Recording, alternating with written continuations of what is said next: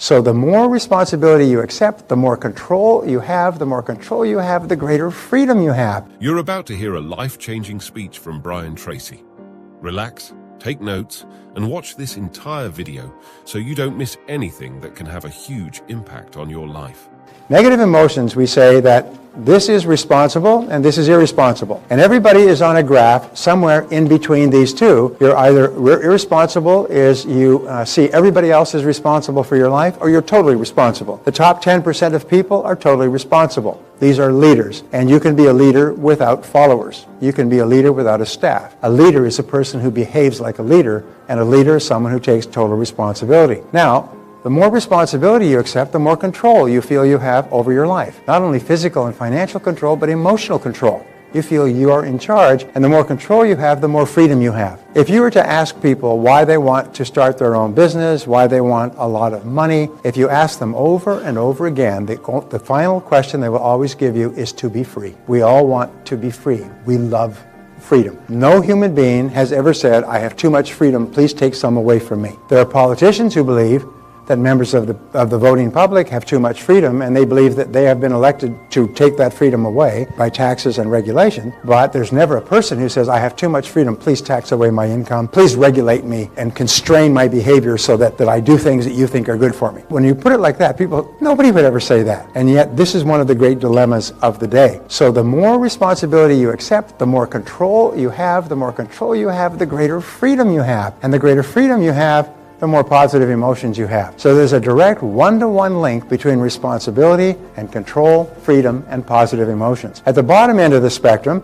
irresponsibility leads to a lack of control, feeling out of control, a lack of freedom, you feel controlled by other people, and negative emotions. Now, I spent 4,000 hours and several years of my young life studying the concept of negative emotions. This is some of the most important work that has ever been done based on people all over the world, because the only thing that stands between you and a fabulous life are negative emotions, fear and negative emotions. If you have no negative emotions, since nature abhors a vacuum, what will your mind be filled with?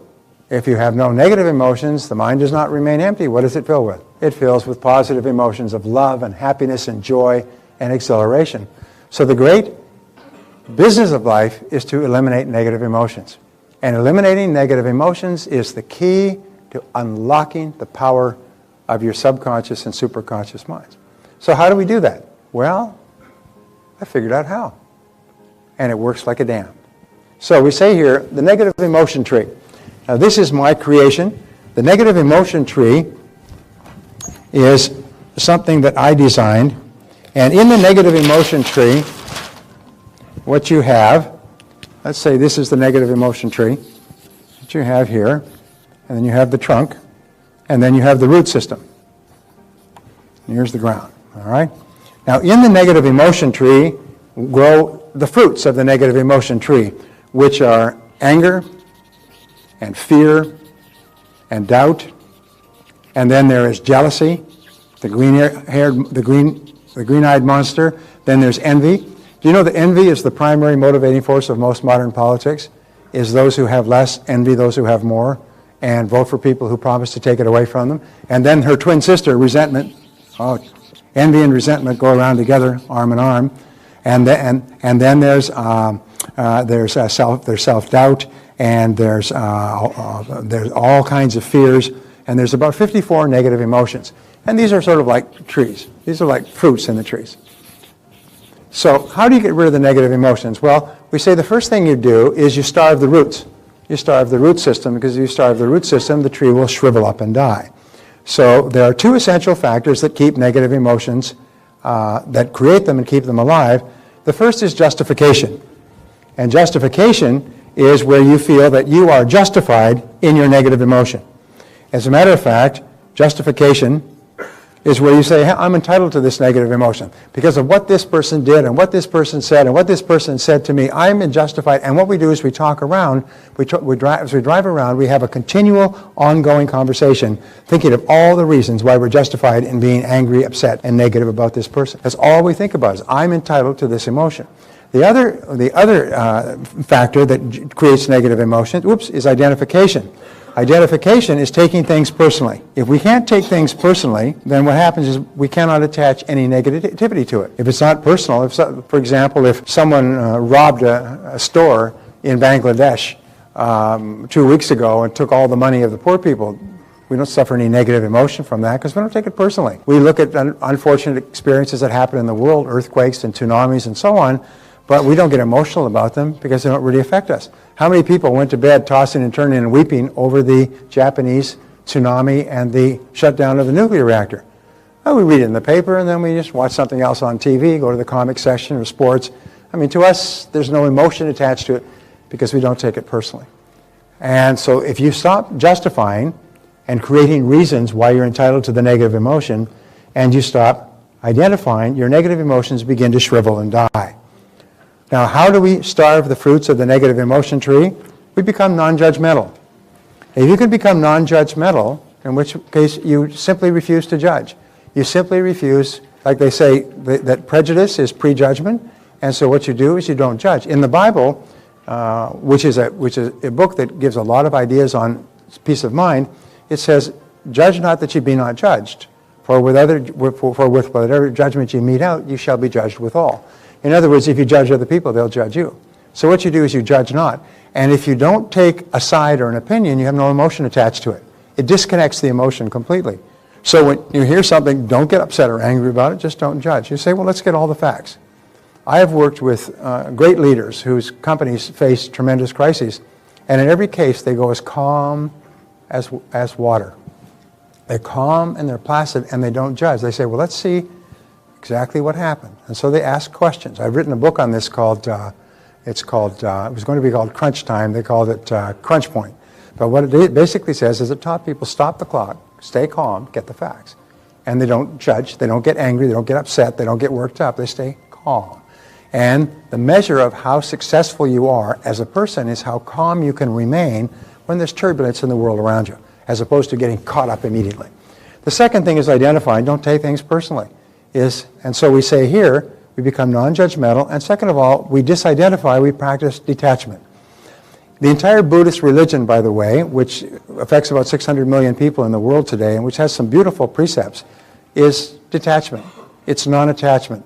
It's only when we become attached to an outcome, when we become attached to money, when we become attached to a relationship, when we become attached to a job, it's only when we become attached and become emotionally caught up in it that it can cause us any unhappiness or anger or resentment or negativity. That's why it's so important to stand back and detach emotionally so you don't get upset about it.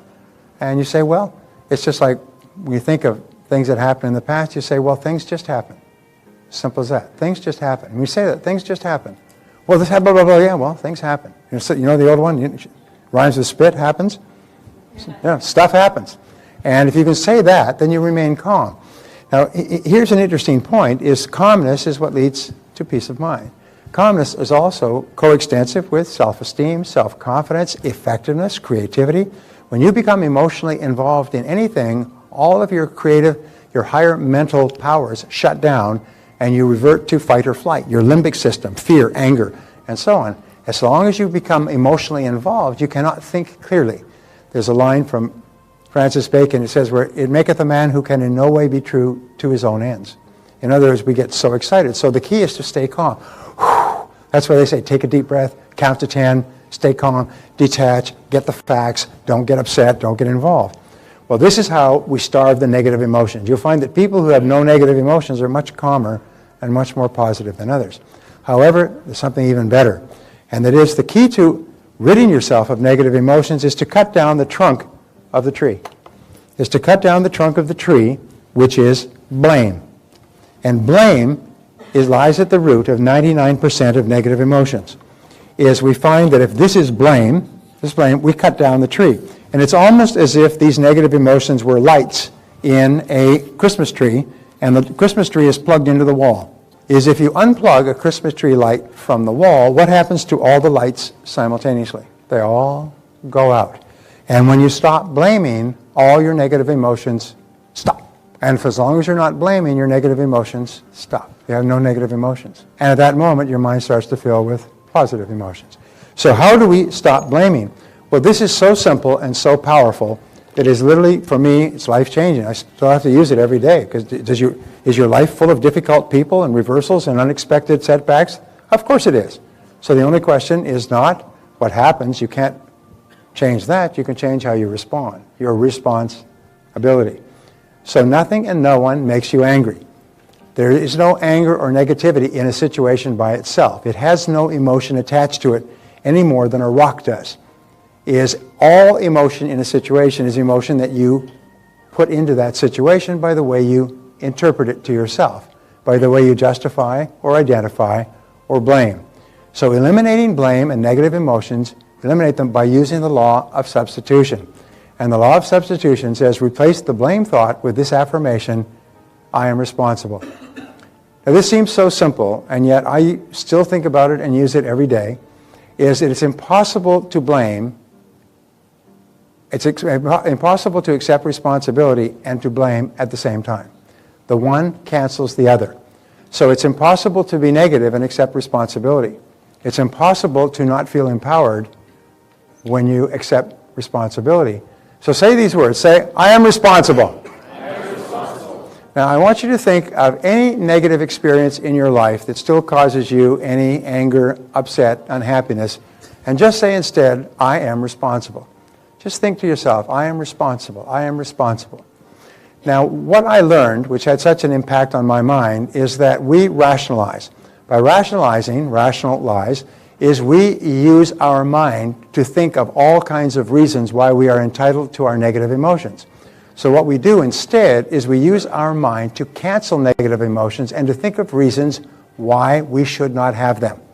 And instead of using our minds against ourselves, but by committing emotional hara-kiri, where you slice your gut and plunge the knife into yourself and make yourself unhappy and miserable, what you do is you use your mind to eliminate the expression of negative emotions.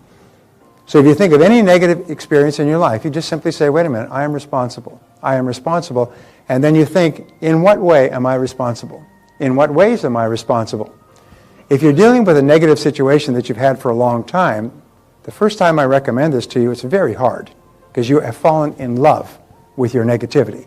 And you don't want me talking it out of you. Come, give me that. Because people don't want to give up their negativity.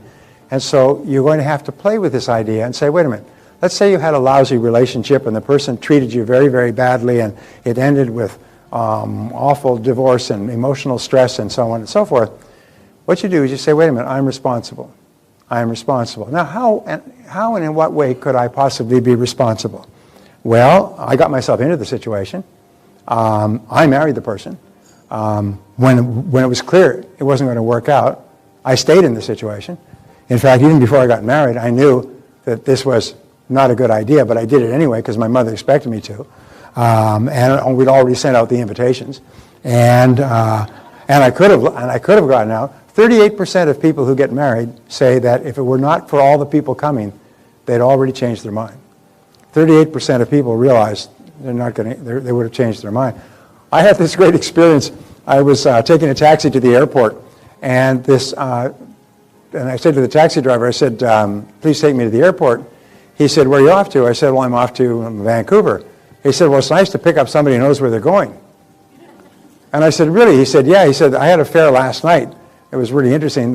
He said, I was called by this woman to come to this home and pick her up, but I was supposed to go around in the alley in the back and wait, and the passenger would come out. So I drove, I found the address, and there were cars up and down both sides of the street, the lights on, a big party going on. It was in the summer. And people all over the place having a great time. And so I said, well, anyway, went around the block, and he stopped in the alley, and he waited. About 5 or 10 minutes later, this woman came running out, threw her suitcases into the car, and said, take me to the airport.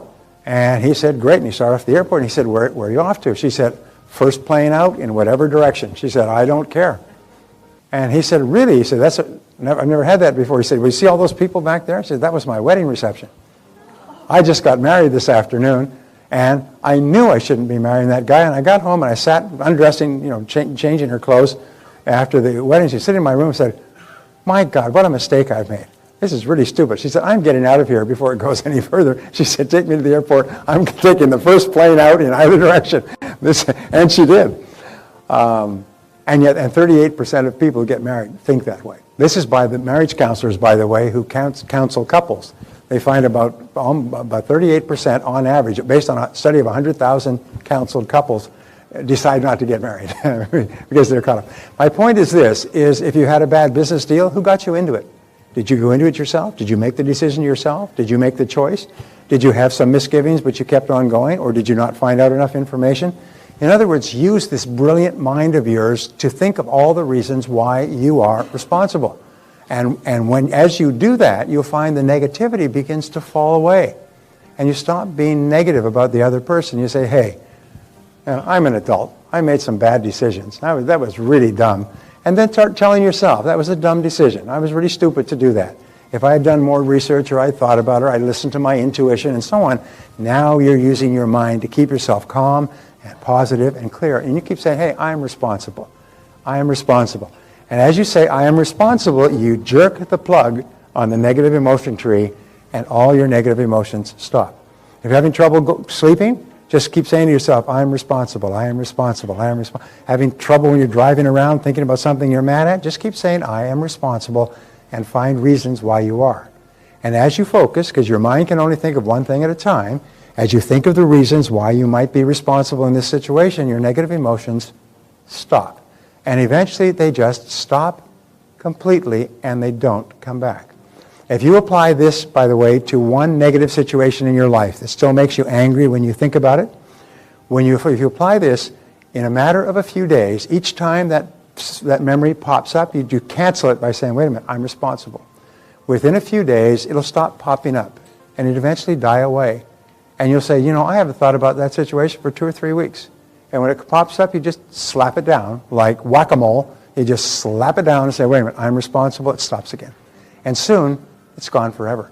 And a situation that would have you churning and tossing and turning and up at night, within a very few days, it's gone forever. It never comes back. It's like a fire that dies away and goes stone cold. No matter how much fuel you put on it now, no matter how much you think about it, there's no emotion left. You can think about it in complete calmness. You can think about the person, even meet the person, even recall the situation, but there's no emotion. You've detached from the negative emotions. There's no emotion to it. And this is the key, because when you unlock the negative emotions, then your whole life begins to explode. So we say responsibility versus blame. Now this is a question that we've had many times. People say, well, when you accept responsibility, isn't that accepting that you're to blame? No, we say that blame always looks backward toward the past and what cannot be changed. What he said, what she said, what he did, what she did, and if only he or she had done or not done something. But responsibility always looks to the future. Responsibility always asks is, what can we do from here? Where do we go from here? Remember, the conscious mind can only hold one thought at a time. If you're thinking about the future and where you're going and what you want to do now, you can't think of the past and what happened, what makes you unhappy.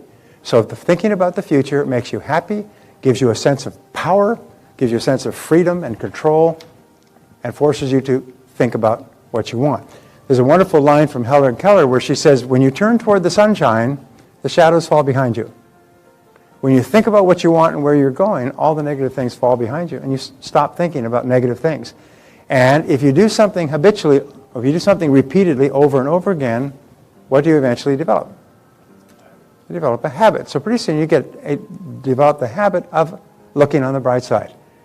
Now, this is not being Pollyanna-ish or pretending that there are not problems in life. It's just realizing it's only when you're calm and clear and relaxed are you really effective at responding to take care of the problems.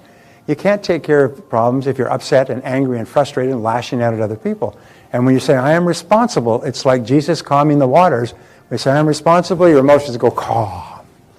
And then you can deal effectively with whatever you have to deal with. And never blame anybody else. So we say, people love their suffering. And this is another thing that you're going to find. People fall in love with their suffering and it becomes habitual. How can you tell? Because they love to talk about their suffering. You meet them 1 year apart, 2 years apart, 3 years apart. They've always got a tale of woe. They're always talking about how their bad back and their lousy wife and their crummy kids and their boss and the economy and so on. They're like that Joe Blitzflick in the Little Abner cartoon that walks around. He's got a storm with lightning and black clouds over his head. Wherever he goes, people drop dead and cars crash and people fall off of bridges and so on. There's some people like that. I had a woman working for us once, and she was so negative. She'd been through a divorce, and after speaking to her for a while, you really admire the intelligence of her husband.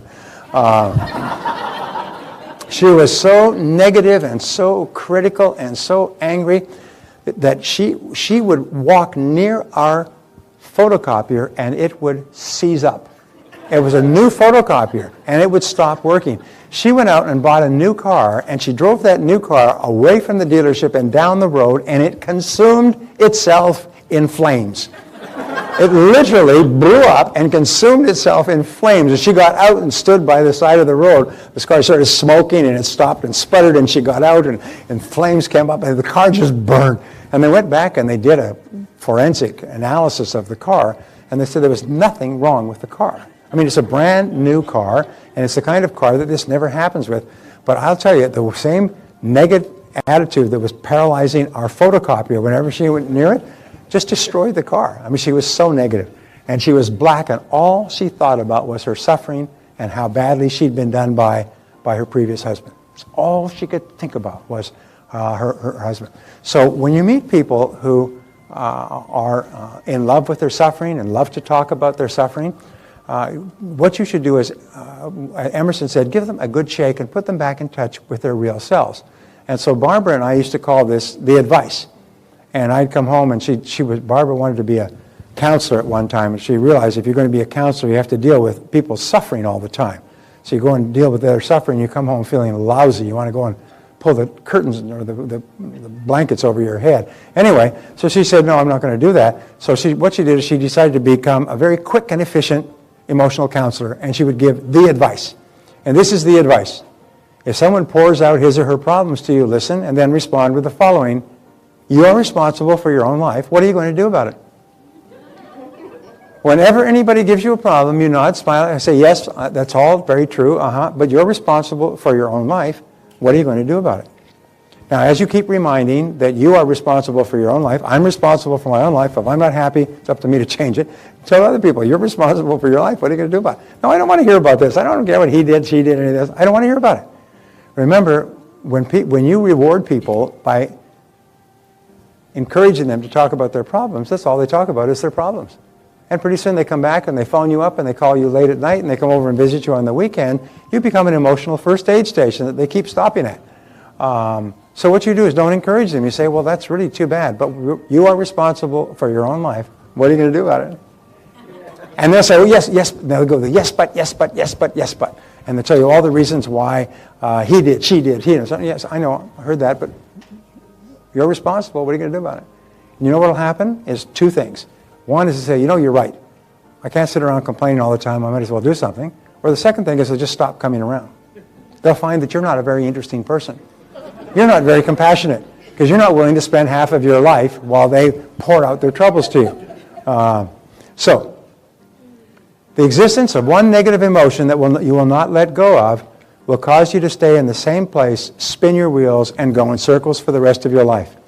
Now, this is one of the great breakthrough thoughts that I learned. First of all, you unplug all your negative emotions by just saying the words, I am responsible. Now, here's what I learned is that everybody agrees with this. Everybody in this room agrees with this. We're all nodding and smiling. Nobody's saying, no, I'm not taking responsibility. Everybody says yes. But then they say, except for one thing. Except for that one person that did me dirty. Except for the one. And so what they do is they keep one. They keep one. Yeah, they keep, and they hold it.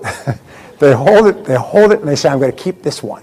He won't know, because I'll just smile and say yes. No, but I'm keeping this one. That SOB, I owe him big time. And I'm not letting it go. I have invested too much anger in this to let it go. And so what psychologists have found, and Joan is a psychologist here, you'll like this, Joan, by the way, is imagine that you bought a brand new Mercedes-Benz 450 SEL, beautiful, beautiful car, fabulous in every respect. It cost $120,000. Fabulous engineering, beautiful engine, everything working perfectly. And let's say this is the front end of the car with the